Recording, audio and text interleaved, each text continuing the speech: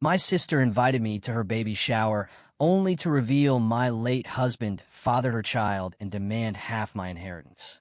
I showed her the papers that made her go pale. Now, our parents. Imagine your entire world, meticulously built and cherished, violently overturned. Not once, but twice. That was my reality. First, I was a grieving widow, desperately trying to reassemble the shattered fragments of my life after losing the man I loved beyond measure. Then a shocking secret came crashing down, a tidal wave of betrayal so profound, so utterly unthinkable, it tore through the very fabric of my understanding. Everything I thought I knew about love, family, and even my own existence. What would you do if your carefully constructed world imploded right before the eyes of everyone you knew? Just 6 months prior, my life as I understood it simply ceased. One minute, I was Karen, 32, happily married, James by my side, sketching out our boundless future. The next, I was adrift in a sea of grief, a widow navigating the grim logistics of cremation because his body was too tragically damaged for an open casket. Those initial weeks were a suffocating blur. Funeral arrangements, an incessant ringing phone, and endless, sleepless nights. Truly, if my parents hadn't seamlessly stepped in to shoulder every burden, I honestly don't know how I would have survived. Karen, honey, we've arranged everything, my mother had murmured, her voice softer than I'd ever heard it. You just focus on yourself right now. My lifeline became a support group for others grappling with similar losses. Every Tuesday, I'd find myself in that circle, the hollow ache in my chest a constant, gnawing companion. Some days are harder than others. I'd once shared, my voice barely a whisper. Sometimes I wake up, and for a split second, I forget he's gone. Maria, who had lost her husband 2 years earlier, reached across the circle, her hand a warm anchor on mine. That's normal, sweetie. The grief comes in waves. As the months slowly crept by, I began to tackle the practicalities James had, foresightfully, left me well provided for. Our house, an apartment downtown, a substantial bank account. I could have resigned from my marketing job, but the thought of sitting alone in our empty house all day made my skin crawl. So, I transitioned to part-time, just enough to keep my mind tethered to reality, preventing it from spiraling into the abyss. Then came the most surprising shift, a change in my parents. Growing up, I'd always felt like an afterthought, perpetually eclipsed by my younger sister, Sarah. They never missed her dance recitals, her school plays. My academic achievements barely warranted a perfunctory congratulations. But after James's death, something profoundly shifted. When they hesitantly asked if I could assist them financially, a monthly transfer of $1,500, I agreed without a moment's hesitation. Suddenly, our weekly dinners transformed into a comforting, almost sacred routine. Mom would prepare her famous pot roast, Dad would pour the wine, and we'd talk about everything, about nothing. For the first time in my life, I truly felt like I had their undivided attention. Karen, tell us more about that new project. Dad would genuinely inquire, his interest palpable. The marketing campaign's going well, I'd share, savoring these rare, cherished moments of connection. My boss thinks it might bring in several new clients. But everything shifted irrevocably the night Sarah joined us for dinner. My younger sister, now 7 months pregnant, walked in and immediately, effortlessly commanded the room, just as she always had. She'd been living across town, and I hadn't seen her since James's funeral. "Sarah, sweetie, sit here." Mom fussed, practically shoving me aside to make ample room for her favorite. "Do you need another pillow? Are your feet swollen?" Just like that, I was invisible again. It was as if a switch had been flicked. All their attention, laser-focused and unwavering, fixated on Sarah and her burgeoning pregnancy. The familiar, searing ache of being overlooked settled back into my chest. An old, unwelcome friend I had foolishly believed I'd finally left behind. "So, who's the father?" I asked, attempting to re-engage with the conversation, to bridge this sudden chasm. "Have you told him about the baby?" Sarah's face instantly darkened, a storm cloud passing over it. "That's my business," she snapped, pushing food around her plate with unnecessary force. "I don't need to share every detail of my personal life." Mom instantly sprang to her defense, her voice sharp. "Karen, don't pry. Your sister doesn't have to explain herself to anyone." I couldn't help but notice the stark difference from when I had been undergoing fertility treatments. Back then, they had no qualms demanding incessant updates and offering a barrage of unsolicited advice about my most personal struggles. "But how are you planning to manage on your own?" I pressed at another dinner, watching her pile generous seconds onto her plate. "Babies are expensive."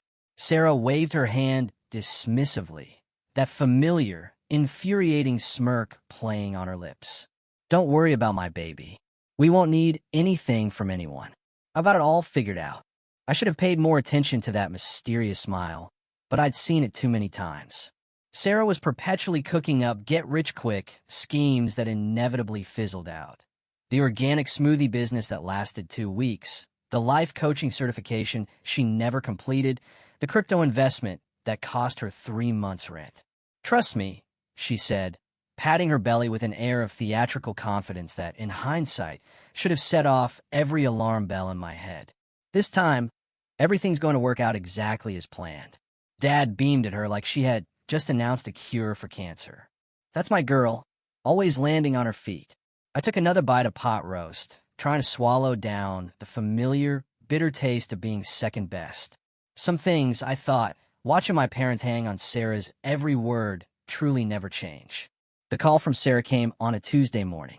I was at my desk, lost in reviewing reports, when her name illuminated my phone screen. I almost sent it to voicemail. Our conversations were typically brief, often awkward, but something, a flicker of hope perhaps, compelled me to answer. Karen, her voice adopted that syrupy sweetness she only deployed when she wanted something from me. "I'm having my baby shower next weekend at Mom and Dad's. I'd really love it if you could come." The invitation caught me completely off guard. The last truly real conversation we'd shared had been at James's funeral, and even then, she'd seemed distracted, uncomfortable. "Are you sure?" I asked, unable to conceal my surprise. I could count on one hand the times Sarah had voluntarily included me in anything. "Of course," she laughed, the sound oddly forced, brittle. "You're my only sister. It wouldn't be right without you. Plus, I have something special planned." Something in her tone made my stomach clench with an inexplicable unease, but I pushed the feeling aside. "I'll be there," I promised, already mentally listing possible gift ideas. Maybe, just maybe, this was her way of trying to bridge the ever-widening gap between us. The following Saturday, I arrived at my parents' house, clutching 2 carefully wrapped packages, a high-end baby monitor and a handmade blanket I had painstakingly knitted. Despite our perpetual differences, this was my future niece or nephew, after all. The place looked like a pastel explosion, a chaotic celebration of pink and blue balloons adorning every corner, streamers cascading from every surface, a towering diaper cake dominating the centerpiece table. Trust Sarah to turn this into an event, I thought. She'd invited what looked like half the town. Aunt Margaret, Mom's bridge club friends, Sarah's old college roommates, all giggling conspiratorially around the punch bowl. "Time for games," Sarah announced, weaving through the crowded room in a flowing maternity dress that probably cost more than my monthly rent. She was undeniably glowing, but there was a subtle, almost predatory gleam in her smile that made me profoundly uneasy. Her eyes kept finding mine across the room, holding my gaze a beat too long, an unsettling intensity. We endured all the traditional games, measuring her belly, guessing the birth date, even that horrific melted chocolate bar in a diaper game. I even, to my own surprise, won the belly measuring contest, which seemed to irritate Sarah far more than it should have. Throughout it all, she kept shooting these strange looks my way, like she was waiting for some unseen cue, some moment to pounce. After the gifts were opened, Sarah cooing over each tiny onesie and baby gadget with theatrical enthusiasm, she reached my present. She held up the blanket, running her fingers over the intricate, lovingly crafted pattern. Then she clinked her glass, the delicate sound reverberating through the suddenly hushed room, commanding attention. The silence that descended was thick, almost suffocating. My heart began to race for no reason I could immediately identify. The air felt heavy, difficult to breathe. "I want to thank everyone for coming today," she began, one hand resting protectively on her swollen belly. "But there's something else I need to share. I think it's time everyone knew who the father of my baby is." My heart hammered against my ribs, a frantic drumbeat. Sarah's eyes, cold and sharp, locked onto mine, and in that horrifying moment, I knew. I knew before the words even left her mouth. Yet that premonition did nothing to soften the brutal impact. "The father," she declared, her voice ringing through the now utterly silent room, "is James Wilson, Karen's late husband." The world tilted violently sideways, a dizzying, sickening lurch. Through the roaring in my ears, I could discern gasps and frantic whispers. Aunt Margaret's hand flew to her mouth in shock. Sarah's college friends huddled closer, their hushed murmurs growing into a frantic buzz. But what struck me hardest, what twisted a fresh knife in my gut, was the utter lack of surprise on my parents' faces. They had known, all along. Before I could even begin to process the magnitude of what was happening, Sarah was speaking again, her voice dripping with venomous satisfaction as she turned to face me directly. "And as James's baby is his only heir, I'm entitled to half of everything he left you, Karen. The house, the apartment, the money. My child deserves their father's inheritance." The room spun around me. I gripped the back of a nearby chair, knuckles white, struggling to steady myself. Then my mother and father stepped forward, flanking Sarah like loyal bodyguards. "Karen," Dad said, his stern business voice chilling me to the bone, a familiar tone that now felt utterly alien. "You need to do the right thing here. Your nephew deserves his father's legacy." I found my voice, though it emerged as a ragged, disbelieving rasp. "You're lying. All of you are lying. James would never." "Oh no." Sarah's smile turned cruel, a predatory baring of teeth, as she pulled out her phone. "Then how do you explain these?" She held up the screen, and my world collapsed all over again.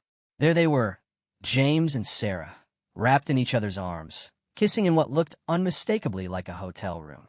Another photo depicted them holding hands, intimately intertwined, in a restaurant I didn't recognize. "He loved me," Sarah declared, her voice carrying across the silent, stunned room. "He was planning to leave you for me. We were going to tell everyone." But then, her voice choked up, convenient, theatrical tears streaming down her face. "But then the accident happened, and all our plans. I couldn't breathe, couldn't think. My body moved on autopilot, a numb, involuntary action.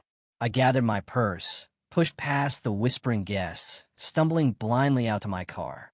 I vaguely heard Mom calling after me, her voice a distant echo, but I was already backing out of the driveway, fleeing the scene of my utter devastation. The drive home was a blur, a terrifying kaleidoscope of fractured images. My mind replayed those photos, the hotel, the restaurant. They must have been taken during those business trips he so often claimed.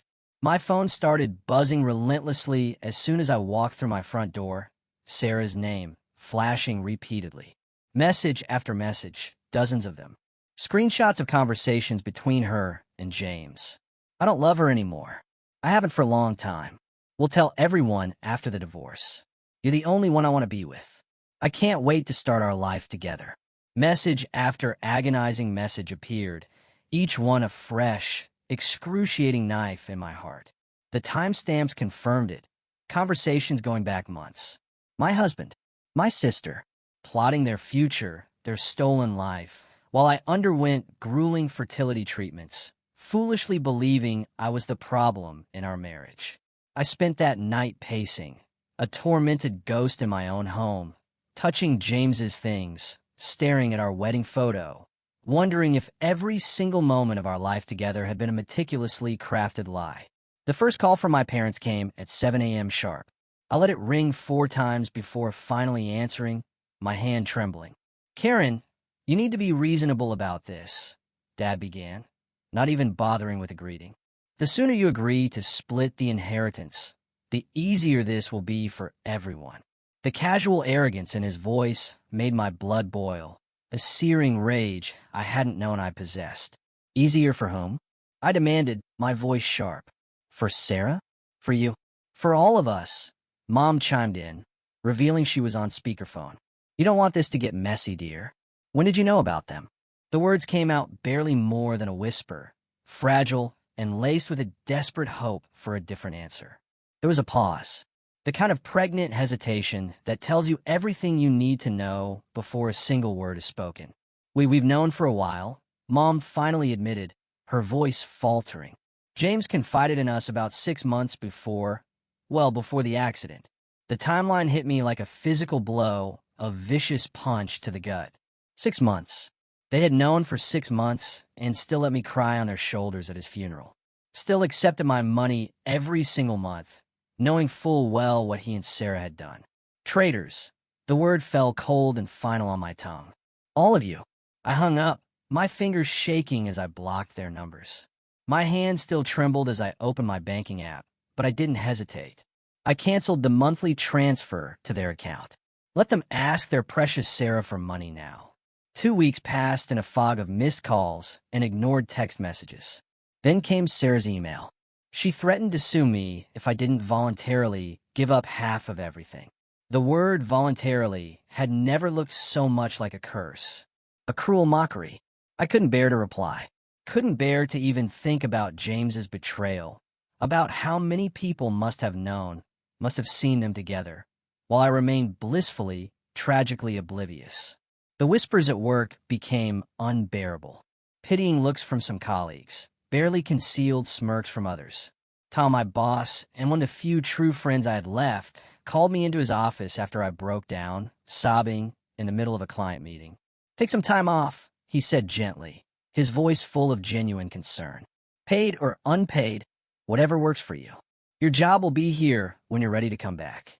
I nodded, numbly grateful, and packed up my desk that very same day. The next few weeks blurred together as I became a hermit in my own home.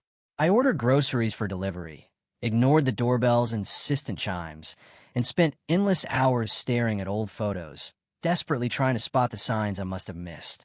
Every happy memory now felt like a cruel mockery, every moment of our marriage tainted by the sickening knowledge that he had been living a double life with my own sister.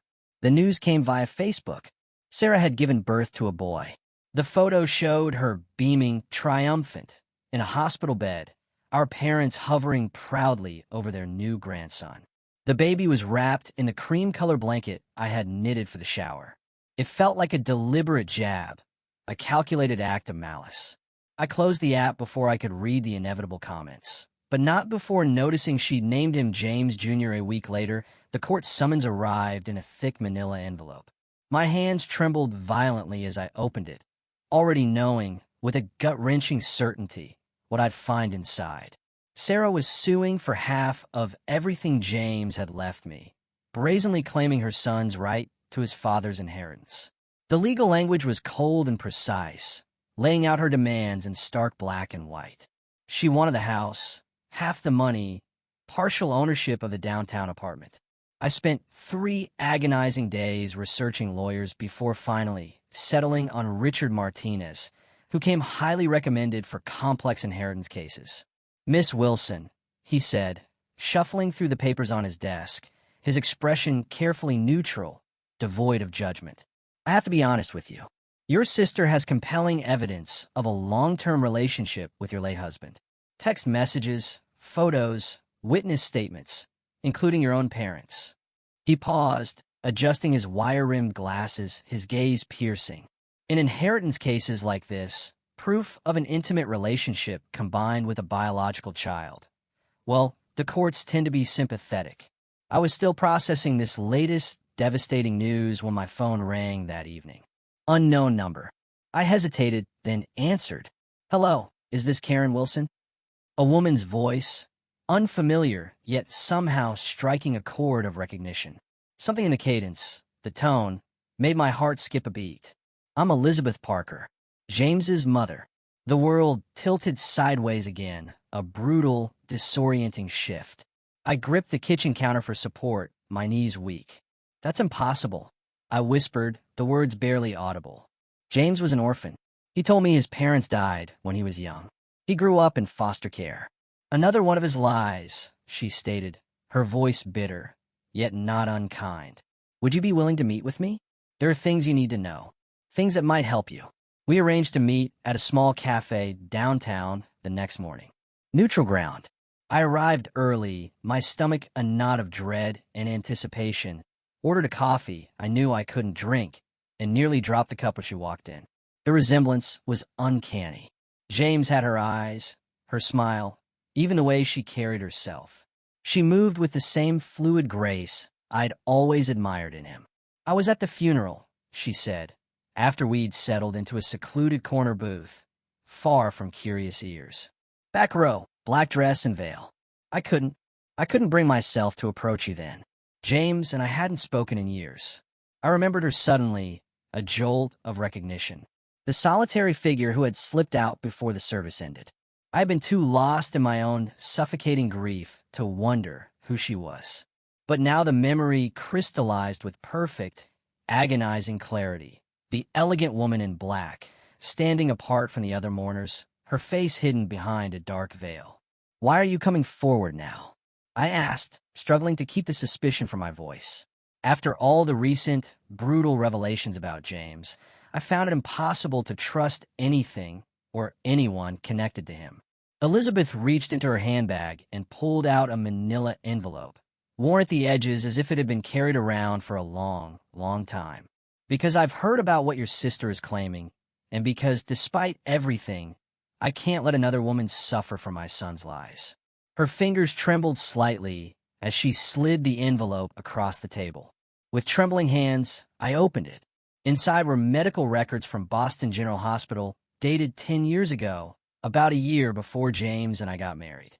My eyes scanned the document, and I felt the blood drain from my face. Complete azoospermia. Permanently sterile. No possibility of natural conception. The clinical terms jumped out at me, each one a fresh, crushing blow. "James had these tests done when he was 25, Elizabeth explained softly. "He was devastated by the results. It was one of the last things we discussed before our falling out." I couldn't speak. All those years of fertility treatments, the endless doctor's appointments, the hormone injections, the tears and self-blame, it had all been a cruel, elaborate charade. The courtroom was packed on the day of the hearing. Sarah sat prominently in the front row, cradling baby James Jr. while her parents flanked her protectively, beaming with a pride that sickened me. She had dressed the part of the grieving, almost widow perfectly, a demure black dress, minimal makeup, a practiced, melancholic look of sorrow etched upon her face. When she took the stand, she played to the gallery masterfully, tears glistening in her eyes as she described her great love with James. "All I want is what's fair for my son," she declared, her voice breaking dramatically. "He deserves his father's legacy." My lawyer, Mr. Martinez, waited patiently until she had finished her performance before he spoke. "Your Honor, I'd like to submit evidence that proves Miss Thompson's entire claim is fraudulent." He approached the bench, the Boston General Hospital records held firmly in his hand. The judge reviewed the documents, her expression unchanging, unreadable. Sarah's lawyer immediately jumped up, loudly objecting about chain of custody and document authenticity. Sarah's composure finally cracked. "Those documents are fake," she shrieked, clutching the baby closer. "She forged them to steal my baby's inheritance." "Your Honor," Mr. Martinez continued calmly, his voice unwavering. "Given these medical records show Mr. Wilson was sterile, we request a DNA test to establish paternity." Sarah's smile, though forced, was triumphant. "That's impossible. James was an orphan, and his body was cremated. There's no one to test against." "Actually," Mr. Martinez countered, gesturing to the gallery, "I'd like to introduce Elizabeth Parker, James Wilson's biological mother." Elizabeth stood, and a collective murmur ran through the courtroom, a ripple of shock and confusion. Even from where I sat, I could see Sarah's face turn ashen, all color draining from her complexion. I'm willing to submit to a DNA test, Elizabeth announced clearly, her voice strong and resolute, to determine if this child is my grandson. The judge nodded, her gavel tapping lightly. DNA testing is ordered. We'll reconvene when the results are available. Sarah swayed slightly in her seat, looking utterly defeated. Our mother rushed to support her, shooting me a venomous glare. But for the very first time since this nightmare began, I felt a surge of hope. The courtroom was silent, a breathless hush, as the judge opened the envelope containing the DNA test results. Sarah sat rigidly in her chair, the baby sleeping peacefully in her arms, utterly unaware of the drama unfolding around him. The results conclusively show, the judge announced, her voice clear and firm, that there is no genetic relationship between the minor child and Mrs. Elizabeth Parker. Therefore, it can be concluded that James Wilson was not the father of this child. A collective gasp filled the room, a wave of stunned disbelief. Sarah's face crumpled, her carefully constructed facade crumbling as she began to sob, mascara streaking down her cheeks. Miss Thompson, the judge's voice had turned stern, laced with palpable disapproval. Would you care to explain why you perpetrated this fraud upon the court? Sarah clutched the baby closer, her voice barely above a whisper. I was seeing several men at the time. When James died and was cremated, I thought no one would ever know. He had money, and I needed, so you attempted to defraud your own sister. The judge finished, her disapproval palpable, and used your parents as unwitting accomplices in this scheme. I just wanted security for my baby, Sarah whimpered, but her performance had lost its power, its efficacy. Even our parents looked stunned, finally realizing the true extent of her deception. The judge's ruling was swift and unequivocal. This court finds in favor of the defendant, Karen Wilson. All claims to James Wilson's estate by Sarah Thompson are dismissed with prejudice. Miss Thompson, you are fortunate that Mrs. Wilson hasn't pressed criminal charges for attempted fraud. Outside the courthouse, my parents approached me. Mom was openly crying, Dad looking older, more defeated than I had ever seen him. Karen, sweetheart, Mom reached for my hand. We had no idea Sarah was lying. We can make this right. We've been struggling since you stopped the monthly transfers. I held up my hand, a barrier between us. Don't. Just don't. I pulled out my phone, blocked their numbers right there, and walked away without a single backward glance. Elizabeth was waiting by my car. Are you okay? She asked softly, her concern genuine. I surprised myself by laughing, a brittle, slightly hysterical sound. You know what? I think I actually am. Or I will be. I took a deep, cleansing breath. I've been thinking, that apartment downtown that James left me. I never liked it much. Too many memories. But maybe you'd like it. Her eyes widened in disbelief. Karen, no, I couldn't possibly. Please, I insisted, a gentle but firm resolve in my voice. You gave me back my life with those medical records. Let me give you something in return. When I handed her the keys a week later, she broke down crying. I never thought I'd have a daughter, she whispered as she hugged me tight. That was 3 months ago. My biological family still attempts to reach me through mutual friends and distant relatives. But I've cut those ties, too, severing them completely. Sarah sent a letter claiming she's changed, that she's sorry, that she needs help with the baby. I threw it away unopened. Instead, I have weekly dinners with Elizabeth. We're slowly but surely getting to know each other, sharing stories about James, the good and the bad.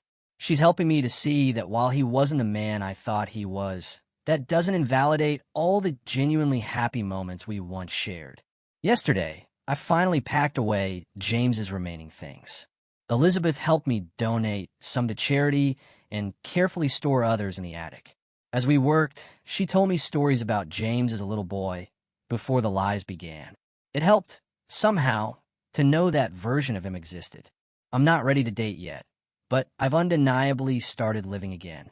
I returned to work full-time, joined a hiking club, and I'm even planning my first solo vacation. Sometimes when I look in the mirror, I barely recognize the woman looking back at me.